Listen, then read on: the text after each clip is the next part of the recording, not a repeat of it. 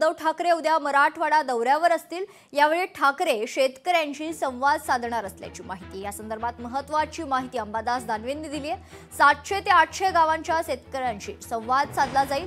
22 ठिकाणी 22 तालुक्यात ठाकरे जाणार असल्याची माहिती दानवेंनी दिली आहे।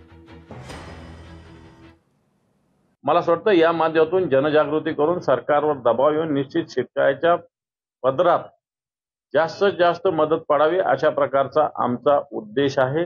सरकारची मदत, सरकारची घोषणा, सरकारचे अध्यादेश आणि प्रत्यक्षात मदत याच्यात प्रचंड तफावत आहे आणि म्हणून हा 4 दिवसाचा दौरा हा नुसता मराठवाड्याचा नव्हे तर महाराष्ट्र धवळून काढेल अशा प्रकारचा दौरा माननीय उद्धवजींचा आहे।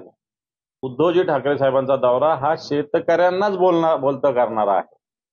त्यामुळे शेतकऱ्यांनी आपली भूमिका, व्यथा, अडचणी निश्चित जनतेसमोर मांडाव्या अशा प्रकारचा प्रयत्न आहे।